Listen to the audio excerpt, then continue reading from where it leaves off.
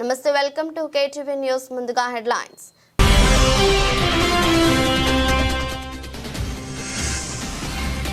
పోలవరం ఎడమ ప్రధాన కాలువ పనుల పురోగతిపై వీడియో కాన్ఫరెన్స్ నిర్వహించిన మంత్రి నిమ్మల రామనాయుడు.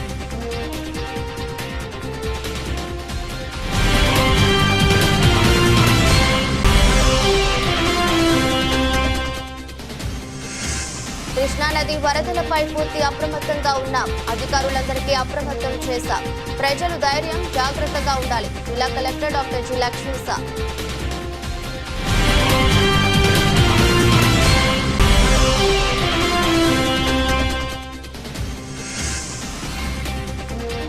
వీధి వ్యాపారస్తులు వ్యాపారం చేయాలంటే ఖచ్చితంగా గుర్తింపు కార్డు ఉండాలి. విజయవాడ నగర పాలక సంస్థ కమిషనర్ ధ్యానచంద్ర ఆదేశాలు.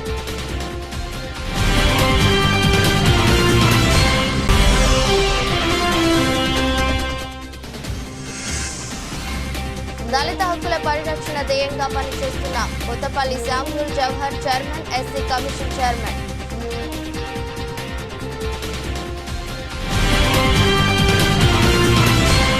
ఎగువన వర్షాలు పడటంతో పులిచింతల నుండి 60,000 క్యూసెక్కులకు పైగా వరద నీరు రావడంతో ప్రకాశం బ్యారేజీ 70 గేట్లలో 55 గేట్లను అడుగు పైకి, 15 గేట్లను 2 అడుగుల పైకి ఎత్తి నీటిని కిందకు వదిలేయడం జరుగుతోంది. వరదల నేపథ్యంలో పూర్తి అప్రమత్తంగా ఉన్నామని, అధికారులను కూడా అప్రమత్తం చేసినట్లు జిల్లా కలెక్టర్ డాక్టర్ జి లక్ష్మీసా తెలిపారు. బుధవారం సాయంత్రం కలెక్టర్ లక్ష్మీసా ప్రకాశం బ్యారేజీ వద్ద వరద పరిస్థితిని పరిశీలించారు. అధికారుల నుంచి వరద నీటి ప్రవాహానికి సంబంధించి వివరాలు అడిగి తెలుసుకున్నారు. అనంతరం ఆయన మీడియాతో మాట్లాడుతూ, గురువారం ఉదయం నాటికి 1,00,000 క్యూసెక్కులకు 2 రోజుల్లో 3 లక్షల క్యూసెక్కులకు చేరుకునే అవకాశం ఉందని, ఈ నేపథ్యంలో కృష్ణానది పరివాహక ప్రాంతాల్లో ప్రజలను అప్రమత్తం చేసినట్లు వెల్లడించారు. Irrigation, revenue, police, Panchayati Raj, municipal తదితర శాఖల అధికారులు క్షేత్రస్థాయిలో అప్రమత్తంగా ఉన్నారని, బ్యారేజీ ఎగువ, దిగువ వైపులో ఉన్న గ్రామాల ప్రజలను అప్రమత్తంగా ఉండాలని సూచించినట్టు తెలిపారు. కృష్ణా జిల్లా కలెక్టర్ అధికార యంత్రాంగంతోనూ సమన్వయం చేసుకుంటున్నామని తెలిపారు. కలెక్టర్ వెంట irrigation SC R Mohanarao, EE R Ravikiran, DEN Ajay Babu, barrage JE Satyarajesh తదితరులు పాల్గొన్నారు.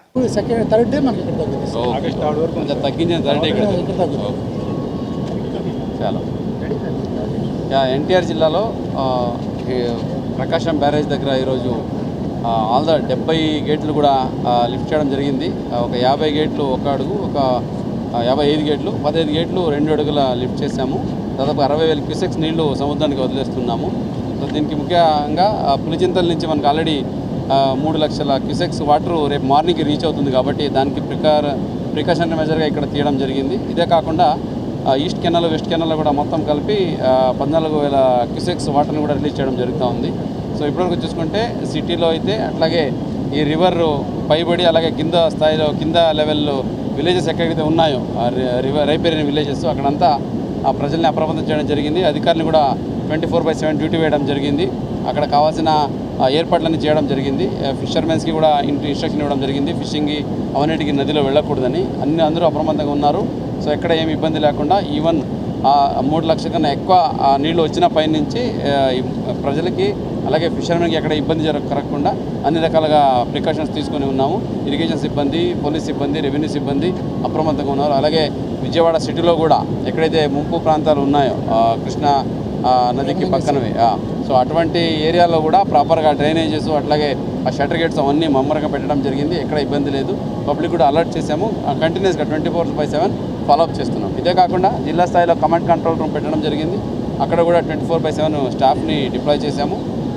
పబ్లిక్ నుంచి ఎక్కడైనా ఏదైనా సమస్యలు ఉన్నాయి లేదా ఎక్కడైనా వరద ఎక్కువ ఉంది అని పబ్లిక్ ఇన్ఫర్మేషన్ వచ్చినా కూడా వెంటనే దాన్ని అటెండ్ అవ్వడం జరుగుతుంది. అక్కడ కావాల్సిన ఏర్పాట్లు చేయడం జరుగుతుంది. సిటీలో దాదాపుగా ఒక 43 లోతట్టు ప్రాంతాలను గుర్తించడం జరిగింది.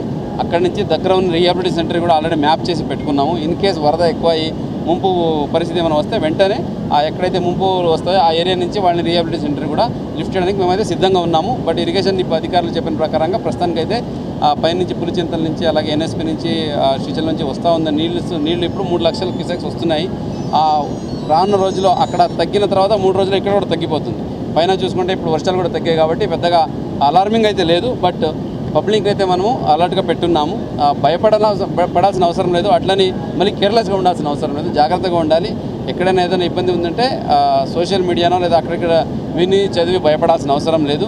అధికారికంగా మేమే డైరెక్షన్స్ ఇస్తాము, ఎప్పటికప్పుడు సూచనలు అలాగే అలర్ట్స్ కూడా ఇస్తుంటాం. కాబట్టి దాన్ని బట్టి కోఆపరేట్ చేస్తే సరిపోతుంది. విజయవాడ వరకు లాస్ట్ టైమే పెద్ద వరద మనం ఫేస్ చేసాం కాబట్టి ఈసారి అటువంటి ఇబ్బంది రాకుండా అటువైపు బుడమేరు అయితేనేంటి, ఇటువైపు కృష్ణ అయితేనేంటి, అట్లాగే అక్కడ మున్నేరు నుంచి అలాగే ఈ బుడమేరు అనుసంధానం అయ్యే మన ఇది పులివాగు, కోతులవాగు ఇవన్నీ దగ్గర కూడా అలర్ట్గా ఉన్నాము. అన్ని దగ్గర కావాల్సిన మినిమం వర్క్స్ అయితే ఆల్మోస్ట్ కంప్లీట్ అయ్యాయి. అలాగే బుడమేరు వరద వల్ల అయితే కొట్టుకుపోయిన జాగా ఉండేది బ్రిడ్జ్, ఆ బ్రిడ్జ్ కంప్లీట్గా పూర్తి చేయడం జరిగింది. గౌరవ ఇరిగేషన్ మంత్రి వారు స్వతహా వచ్చి పర్యవేక్షించి ఆ కార్యక్రమాన్ని స్పీడ్గా కంప్లీట్ చేశారు. కాబట్టి ఈవెన్ సిటీ విజయవాడ సిటీ అయితేనేంటి, ఎన్టీఆర్ జిల్లా అయితేనేంటి వరద ఎటువంటిది వచ్చినా కూడా ఫేస్ చేయడానికి, పబ్లిక్ ఇబ్బంది కలగకుండా దాన్ని నివారించడానికి సిద్ధంగా ఉన్నాం. కాబట్టి మీడియా మిత్రుల ద్వారా కూడా ఈ మెసేజ్ ప్రతి ఒక్కరికి వెళ్ళాలి. సోషల్ మీడియా అక్కడెక్కడ చూసి భయభ్రాంతిని పడాల్సిన అక్కర్లేదు. జిల్లా యంత్రాంగం, రాష్ట్ర ప్రభుత్వం సిద్ధంగా ఉంది. కంప్లీట్గా ప్రజల్ని ఆదుకోవడానికి రెడీగా ఉన్నాం. అలాగే ఎస్డీఆర్ఎఫ్ నుంచి కూడా, స్టేట్ డిజాస్టర్ రెస్పాన్స్ ఫోర్స్ నుంచి కూడా ఎప్పటికప్పుడు మనకు టీం వస్తున్నాయి. ఇక్కడ వరదలు అంటే వర్షాలు ఇక్కడ కంటిన్యూస్గా 3 రోజులు వస్తే ఇక్కడ ఒక క్యాంప్ చేయించేస్తున్నాను. 45 మంది ఎస్డీఆర్ఎఫ్ బెటాలియన్ నుంచి ఇక్కడ ఉంటుంటారు. అట్లాగే సీఎం నుంచి కూడా అధికారులు ఎప్పటికప్పుడు సలహా సూచనలు ఇస్తున్నారు. కాబట్టి Vijayawada is safe, NTR district is ready to face any type of floods. కాబట్టి ప్రజలు ధైర్యంగా ఉండాలి, బట్ అలర్ట్గా ఉండాలి. మెయిన్లీ ఫిషర్మెన్స్, అలాగే కృష్ణా నది ఒడ్డున ఉన్న ఫిషర్మెన్, అలాగే రైతులు, అలాగే గేదెలు పశువులను చూసుకుంటున్న వాళ్ళు దయచేసి అవి కొంచెం ఈ వరదలు ఈ 2 days కొంచెం అలర్ట్గా ఉండండి, జాగ్రత్తగా ఉండండి. అఫీషియల్ డైరెక్షన్ ఏదైతే ఉన్నాయో దాన్ని పాటించండి. ఈ సందర్భంగా తెలియజేసుకుంటున్నాను. ఎక్కువగా వరద ఇప్పుడే చూడండి, ఇప్పుడు ఆల్రెడీ 60,000 క్యూసెక్స్ వెళ్తా ఉంది. రేపు మార్నింగ్ కల్లా ఆల్మోస్ట్ ఇక్కడ కూడా 1 lakh క్యూసెక్స్ దాటుతుంది. కాబట్టి అలర్ట్గా పెట్టాము. ఈ 2 జిల్లాలతో కూడా అనుసంధానం చేసుకుంటున్నాము. వాళ్ళు కూడా అలర్ట్గా ఉన్నారు. అటువంటిది ఎక్కడైనా మీ దృష్టికి వచ్చి కూడా దయచేసి తీసుకురండి. వీళ్ళు అలర్ట్ దేము. ఒకసారి వాళ్ళు చూసాంలే చేసాంలే అని వెళ్ళిపోతుంటారు. కానీ వాటర్ మనం ప్రిడిక్ట్ చేయలేం కాబట్టి కేర్ఫుల్గా ఉండాలి. Thanks for that information. 3 lakhs వస్తే ముంపుకు గురయ్యే ప్రాంతాలు లాస్ట్ టైం చూసుకుంటే మనకు because of the technical problems అక్కడ షట్టర్ లేకుండా అయినాయి కానీ ముంపులు. సో ఇక్కడ 3 lakh వస్తే మనం సేఫ్గా ఉన్నాం. అంటే కృష్ణా పైన వస్తే ఎస్, ఈ చిన్నలంక పెద్దలంక ఏది ఇబ్రాహీంపట్నంలో ఉన్నాయో అక్కడ ముంపుకు అంటే మెయిన్లీ ఇన్యుండేషన్ అవుతాయి, అంటే కనెక్టివిటీ కట్ అవుతుంది. అక్కడ కూడా ఆల్రెడీ అలర్ట్గా పెట్టి ఉన్నాము. సో అది 3 lakh రీచ్ అయినప్పుడు యాక్చువల్గా తెలుస్తుంది. బట్ మన ప్రిపేర్నెస్ అయితే ఇప్పటి నుంచే ఉంది. 3 లక్షల వరద వస్తుంది అంటే ఐలాండ్ లోపలికి వాటర్ వచ్చే అవకాశం ఉందా? లేకపోతే సందర్భంగా సంబంధిస్తున్నారు? అదే కనెక్టివిటీ కట్ అవుతుంది. అక్కడ కనెక్టివిటీ కట్ అవుతుంది. మొత్తం ములుగు ఉండదు. అది 5 lakhs పైన వస్తే ములుగుతుంది, కానీ కనెక్టివిటీ అయితే కట్ అవుతుంది. సో దాని వరకు అయితే మేము ప్రబంధంగా పెట్టాము, అలర్ట్ చేసాము. ఎస్, వార్నింగ్ ఇది పెట్టేస్తుంటాం. నెక్స్ట్ 2 days వరకు అయితే 3 lakhs రీచ్ అవుతుంది. అదైన తర్వాత అప్పర్ క్యాచ్మెంట్ ఏరియాలో కనుక రైన్ పడితే మళ్ళీ కంటిన్యూ అవుతుంది, లేదంటే రిసైడ్ అయిపోతుంది. అంటే 2 days వరకు మేము కూడా వాచ్ చేస్తుంటాం. మీ సైడ్ నుంచి కూడా అలర్ట్గా పబ్లిక్ని అవేర్నెస్ కల్పిస్తూ ఉండండి. ఓకే, చలో, థ్యాంక్ యూ. సీఎం చంద్రబాబు 4 రోజుల సింగపూర్ పర్యటనలో 26 కార్యక్రమాల్లో పాల్గొన్నారు. రాష్ట్రంలో పెట్టుబడులకు ఉన్న అవకాశాలపై వివిధ సంస్థల ప్రతినిధులతో చర్చలు జరిపారు. సింగపూర్లోని ప్రతిష్టాత్మక ప్రాజెక్టులను సందర్శించి రాష్ట్రంలో అమలు చేసేందుకు వీలుగా అధ్యయనం చేశారు. పెట్టుబడుల ఆకర్షణ, ఏపీ బ్రాండ్ పెంచడమే లక్ష్యంగా సీఎం 4 రోజుల సింగపూర్ పర్యటన బుధవారం రాత్రితో ముగిసింది. సింగపూర్లో భారత high commissioner Shilpak Ambule CM బృందానికి సహకరించారు. పర్యటనలో మంత్రులు లోకేష్, నారాయణ, టీజీ భరత్ పాల్గొన్నారు. Singapore, Keppel corporation, GIC, SMBC, KP, టాలియండ్ ఇన్వెస్ట్మెంట్, ఎవరెన్స్ ఇంజనీరింగ్, టెమానెక్, Wilmar, TVS Motors, Mandai wildlife, Adani ports తనకు వీడ్కోలు పలకడానికి హోటా ప్రతినిధులతో సీఎం సమావేశమై రాష్ట్రంలో పెట్టుబడుల అవకాశాల, పారిశ్రామిక అభివృద్ధి, అనుకూల విధానాల గురించి వివరించారు. పట్టణాభివృద్ధి, ఐటీ, ఏఐ, ఫిన్టెక్, మారిటైమ్, పోర్టులు, మౌలిక సదుపాయాలపై నిర్వహించిన రౌండ్ టేబుల్ సమావేశంలో పాల్గొని ఏపీలో పెట్టుబడులు పెట్టాలని సింగపూర్ పారిశ్రామికవేత్తలను కోరారు.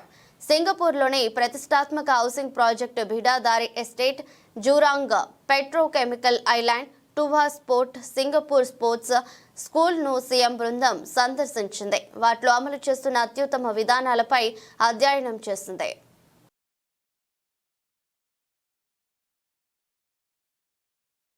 సెల్ఫ్ డిఫెన్స్ పై మరియు గుడ్ టచ్ బ్యాడ్ టచ్లపై విద్యార్థులకు మహిళా పోలీస్ స్టేషన్ అధికారులు శక్తి టీం బృందాలు అవగాహన కల్పిస్తున్నారు.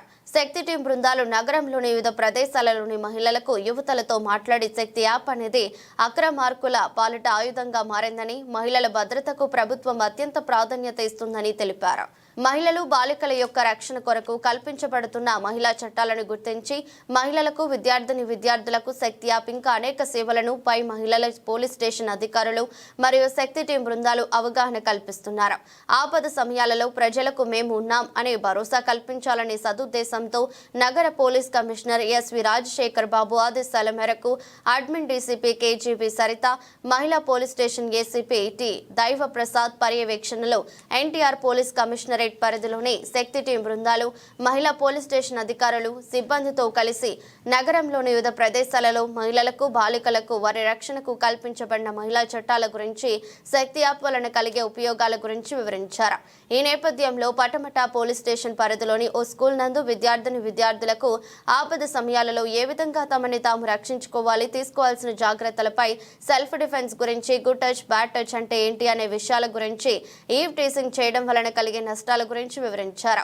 ఎల్హెచ్ఎంఎస్ సీసీ కెమెరాల వలన ఉపయోగాలు, సోషల్ మీడియా, సైబర్ ద్వారా జరిగే నేరాల గురించి, నేరాల బారిన పడకుండా తీసుకోవాల్సిన జాగ్రత్తలు, పిఓసిఎస్ఓ యాక్ట్ గురించి, మాదక ద్రవ్యాలకు దూరంగా ఉండటం మొదలగు అంశాల గురించి ప్రజలకు అవగాహన కల్పించడం జరిగింది. మహిళలకు, యువతులకు శక్తి యాప్ వలన ఉపయోగాలను తెలియజేసి వారి ఫోన్లలో శక్తి యాప్లను డౌన్లోడ్ చేయించడం జరిగింది.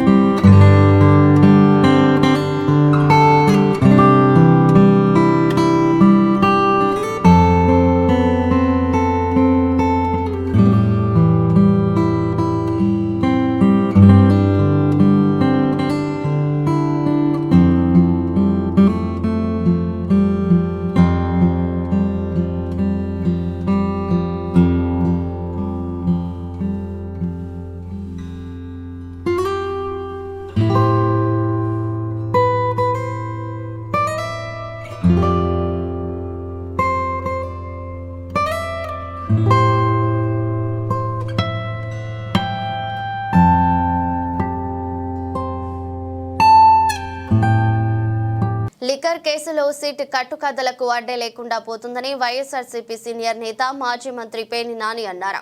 లిక్కర్ కేసు తాజా పరిణామాలు, జగన్ నెల్లూరు పర్యటనలపై బుధవారం ఆయన తాడేపల్లిలోని పార్టీ కేంద్ర కార్యాలయంలో పేర్ని నాని మాట్లాడారు.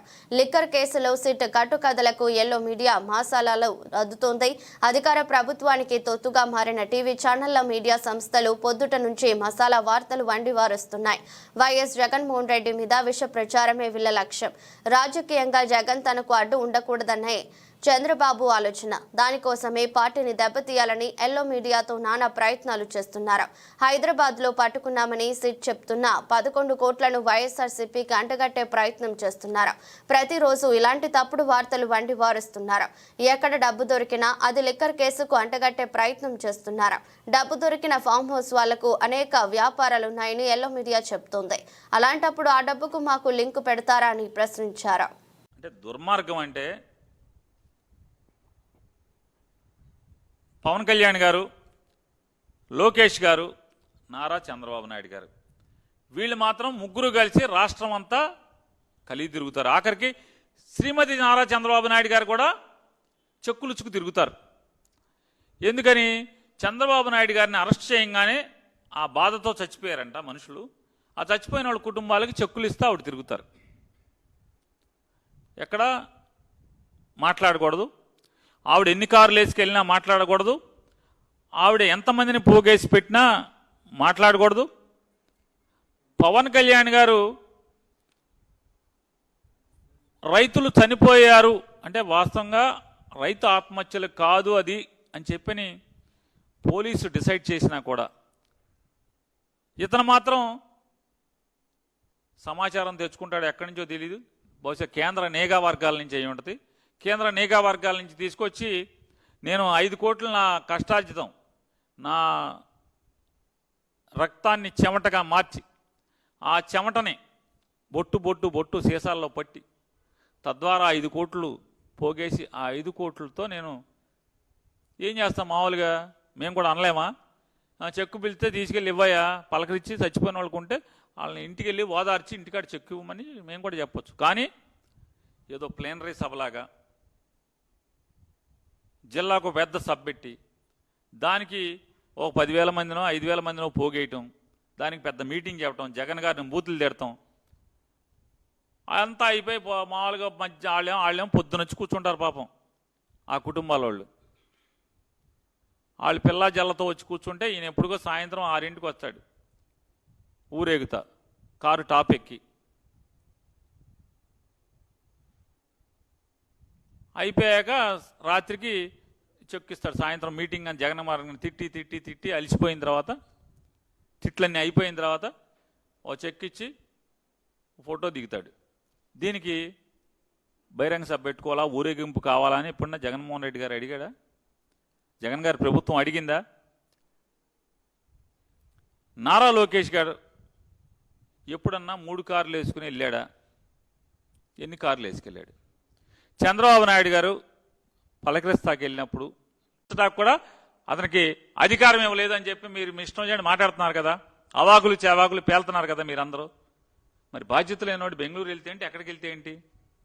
కానీ ప్రజలు మిమ్మల్ని ఏలమని 160 మీరు ఇచ్చిన హామీలన్నీ కూడా అమలు చేయమని, ఈ రాష్ట్రాన్ని బాగు చేయమని చెప్పని 164 సీట్లు ఇస్తే శుక్రవారం కొడుకు ఎందుకు వెళ్ళిపోతున్నాడు హైదరాబాదు, శనివారం తండ్రి ఎందుకు వెళ్ళిపోతున్నాడు హైదరాబాదు, అసలు ఒక ఆయన 10 రోజులకు ఒకసారి 15 రోజులకు ఒకసారి వచ్చి కనపడి ఎందుకు వెళ్తున్నాడు? మీరందరూ ఎక్కడ తిరుగుతున్నారు? ప్రభుత్వం మీకు ఉద్యోగం ఇచ్చింది కదా, ఏలమని బాధ్యత ఇచ్చింది కదా, హామీలు అమలు చేయమనేటువంటి ఉద్యోగం ఇచ్చింది కదా, మరి మీరెందుకు పోతున్నారు? మీకు చేతులు రావా? రైటాక్ అంటున్నా.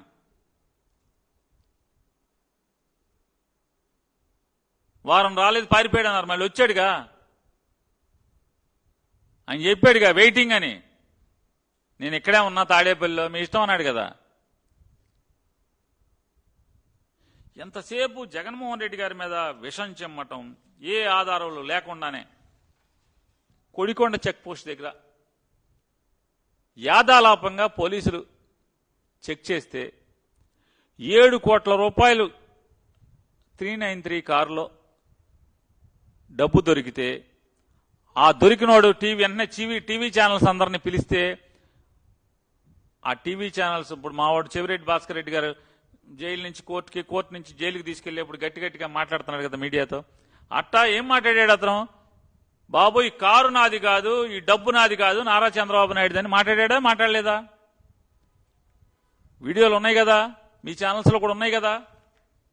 ఏరా మరి ఆ డబ్బు ఎక్కడది? క్యాష్ ఎట్ట దొరికింది? కర్ణాటక నుంచి ఓసిపేట నుంచి ఆ డబ్బులు ఏపీకి తెస్తా. మీకులాగా నేరం చేసినోడే అయితే, మీకులాగా మీరు చెప్పిందే నిజం అనుకుంటే వీళ్ళని ఇక్కడ ఉంచుతాడా? చుట్టూ ఉన్న వాళ్ళందరిని ఉంచుతాడా? ఈ వ్యాపారం చేయించు తను ఎవరెవరినైతే పెట్టుకుని వ్యాపారాలు చేసాడో అందరినీ ఉంచుతాడా ఇండియాలో అంటున్నా? చంద్రబాబు నాయుడు గారు మనం పంపించాం కదా, నారా చంద్రబాబు నాయుడు గారు శ్రీనివాస్ని అమెరికా ఎట్లా పంపించాం? అట్లా పంపించారేంటి? మీ ఒక్కడికైనా తెలివితేటలు టికెట్లు కొనేవాడు మీ ఒక్కడి దగ్గర ఉంటాడా? చంద్రబాబు నాయుడు గారు స్కిల్ స్కామ్లో కాదు, మీకు ఇన్కమ్ ట్యాక్స్ వాడు ప్రెస్ రిలీజ్ ఇది. మోడీ గారి ప్రభుత్వం ఆధ్వర్యంలో నడుస్తున్నటువంటి income tax department press release ఇచ్చింది. ఎన్నో తారీఖు? New Delhi 15th February 2020. Government of India, ministry of finance, department of revenue, central board of direct taxes searches. వాళ్ళు ఎక్కడో సోదాలు చేస్తే searches conducted by income tax department led to detection of unaccounted income of more than 2000 crores. 2000 కోట్ల రూపాయల ఆదాయ లెక్కలు చూపనటువంటి డబ్బు అక్కడ దొరికిందని income tax department came out search and seizure action on 6th February 2020 at Hyderabad, Vijayawada, Kadapa, Visakhapatnam, Delhi and Pune. More than 40 premises were covered. వరద ముంపు ప్రాంతాలైన Ramalingeswara Nagar, Sairam cut pieces road, Krishnalanka river front park ప్రాంతాలను క్షేత్రస్థాయిలో పర్యటించారు ఎన్టీఆర్ జిల్లా collector doctor G లక్ష్మిసా. వర్షాకాలం దృష్ట్యా విజయవాడ నగర పాలక సంస్థ కమిషనర్ ధ్యానచంద్ర హెచ్ఎం ఆధ్వర్యంలో నగర పరిధిలో గల వరద ముంపు ప్రాంతాలలో కార్పొరేషన్ తీసుకుంటున్న ముందస్తు చర్యల్లో భాగంగా ఏర్పాటు చేసిన మాన్సూన్ రెస్పాన్స్ టీంలో భాగంగా రామలింగేశ్వర నగర్, కృష్ణలంక ప్రాంతాలు పర్యటించి రిటైనింగ్ వాల్ వద్ద కృష్ణానది ప్రవాహం పెరిగినప్పుడు రిటైనింగ్ వాల్ దాటుకుంటూ నీటిని ఏ విధంగా మళ్లిస్తున్నారో వాటిని విజయవాడ నగర పాలక సంస్థ కమిషనర్ ధ్యానచంద్ర, ఎన్టీఆర్ జిల్లా కలెక్టర్ డాక్టర్ జి లక్ష్మిసాకు వివరించారు. ఇటువంటి వరద ముంపు ప్రాంతాలలో మాన్సూన్ రెస్పాన్స్ టీం 3 షిఫ్ట్లలో పనిచేస్తున్నారని తెలిపారు. వరద నీటి ప్రవాహం ఎక్కువగా ఉన్నప్పుడు రిటైనింగ్ వాల్ వద్ద గల ఇంజనీరింగ్ సిబ్బంది ఏర్పాటు చేసిన స్లడ్జీ మోటార్ పంపు సహాయంతో వరద నీరును ప్రజలు నివసిస్తున్న ప్రదేశాలకు రానివ్వకుండా డ్రైన్లో మళ్లిస్తున్న విధానంను వివరించారు. ఈ పర్యటనలో sub collector K Chaitanya, chief engineer R Srinath Reddy, chief city planner Sanjay Ratnakumar, chief medical health officer doctor K Arjunarao, పర్యవేక్షణ engineer P Satyanarayana, executive engineer G Samrajyam సిబ్బంది పాల్గొన్నారు.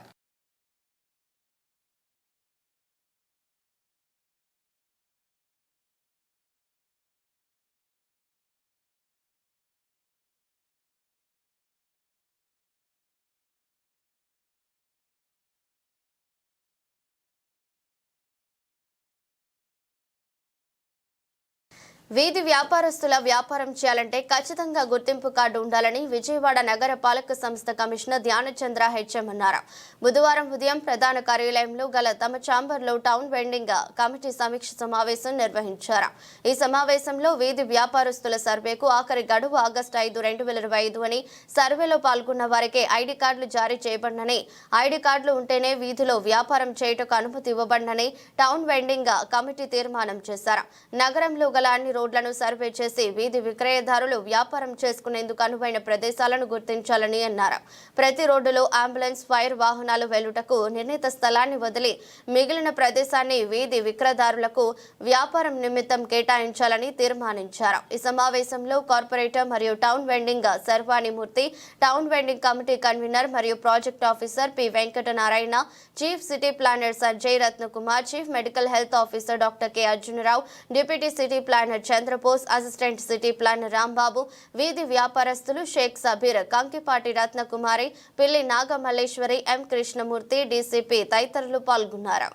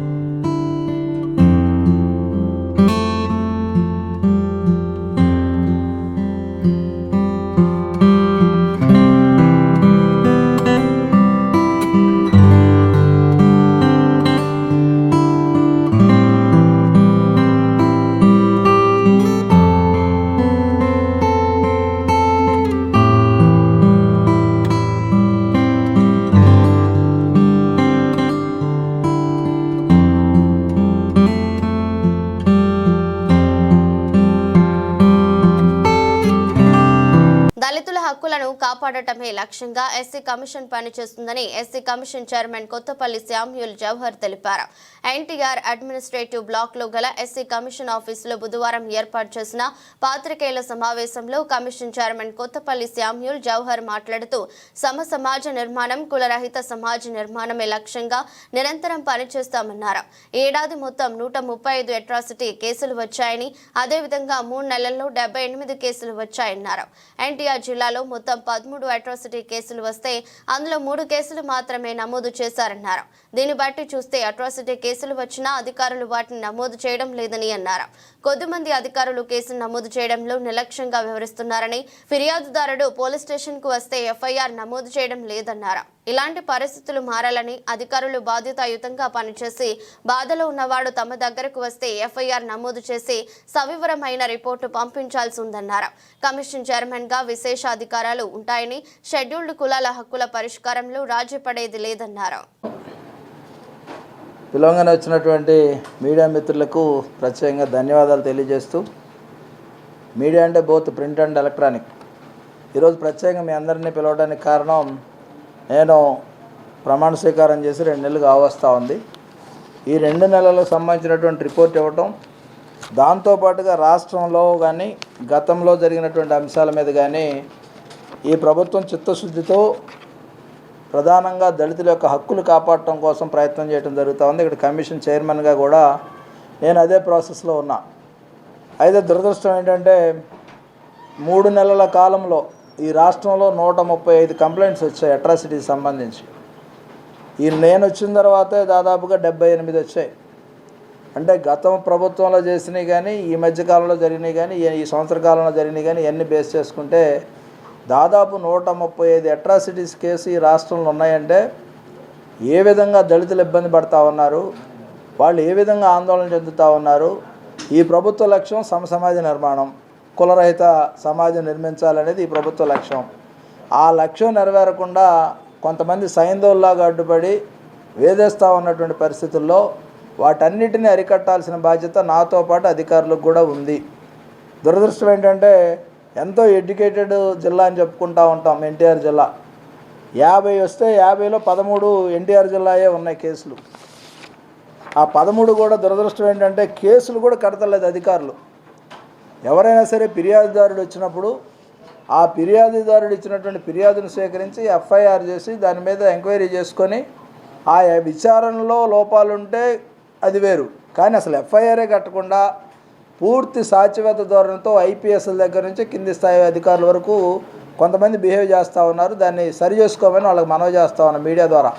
ఎందుకంటే బాధితుడు ఎప్పుడూ కూడా మీ స్టేషన్కి వచ్చి మీకు కంప్లైంట్ ఇచ్చాడంటే వాడు ఖచ్చితంగా బాధతో ఉన్నవాడే మాత్రమే బాధితుడు అవుతాడు. అంతే తప్ప ఏదో చేయాలని ఏదో చెందాలని రారు. కొన్ని 1-2 ఉండొచ్చు, లేకపోతే ఎక్కువ మీరు అనుకున్నట్టు లేకపోతే మీరు చెప్పినట్టు వాటికి యాక్షన్ టేకన్ రిపోర్ట్ అనేది రావాలి. దాంతోపాటు డీటెయిల్డ్ రిపోర్ట్ కూడా ఎవరు ఇవ్వట్లే. వీళ్ళు ఏంటంటే క్యాజువల్గా చైర్మన్ అంటే లేకపోతే కమిషన్ అంటే ఏదో క్యాజువల్ అనుకుంటున్నారు.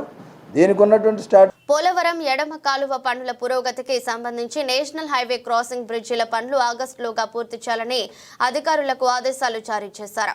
గత 5 సంవత్సరాల పాలనలో పోలవరం ఎడమ కాలువకు ₹1 గానీ, ఒక తట్ట మట్టి పనులు గానీ చేయలేదని విమర్శించారు. పోలవరం ఎడమ ప్రధాన కాలువ పనుల పురోగతిపై మంత్రి నిమ్మల రామానాయుడు వీడియో కాన్ఫరెన్స్ నిర్వహించారు. డయాఫ్రమ్ వాల్ 25,238 చదరపు మీటర్లు పూర్తి చేసి 40% పురోగతి సాధించిందన్నారు. డయాఫ్రమ్ వాల్ 373 ప్యానెల్స్ గాను ఇప్పటికే క్రిటికల్ గా ఉన్న 130 ప్యానెల్స్ పూర్తి చేయడం జరిగిందన్నారు. వరద కాలంలో కూడా డయాఫ్రమ్ వాల్ పనులు ఆగకుండా డీవాటరింగ్ చేసుకుంటూ 2025 డిసెంబర్ కు పూర్తి చేస్తామన్నారు. Gap 1 earth cum rock feel dam పనులు 2026 మార్చి నాటికి పూర్తి చేసే లక్ష్యంగా జరుగుతున్నాయని వెల్లడించారు. Gap 2 ECRF dam designs CWC PPA ఆమోదం పొందిన వెంటనే నవంబర్ కు పనులు మొదలు పెడుతున్నామన్నారు. పోలవరం ఎడమ కాలువ పనులు పూర్తి చేసి 2025 కల్లా ఉత్తరాంధ్రకు గోదావరి జలాలు తీసుకువెళ్లేలా చంద్రబాబు లక్ష్యంకు అనుగుణంగా పనులు పూర్తి చేయాలన్నారు.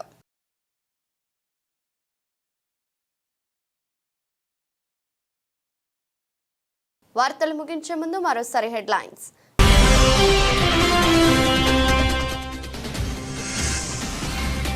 పోలవరం ఎడమ ప్రధాన కాలువ పనుల పురోగతిపై వీడియో కాన్ఫరెన్స్ నిర్వహించిన మంత్రి నిమ్మల రామనాయుడు.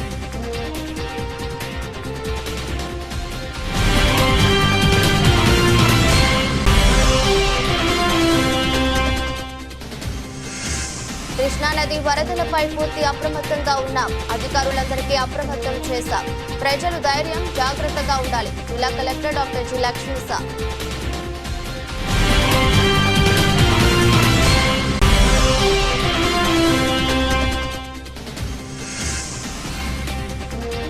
వీధి వ్యాపారస్తులు వ్యాపారం చేయాలంటే ఖచ్చితంగా గుర్తింపు కార్డు ఉండాలి. విజయవాడ నగర పాలక సంస్థ కమిషనర్ ధ్యానచంద్ర ఆదేశాలు.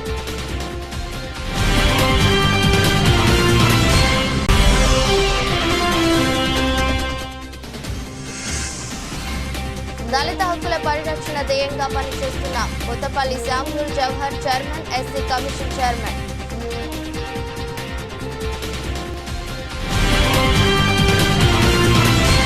ఇదరస్ట్ బులెటిన్ మరో బులెటిన్లో మళ్ళీ కలుద్దాం. అంతవరకు సెలవు. నమస్కారం.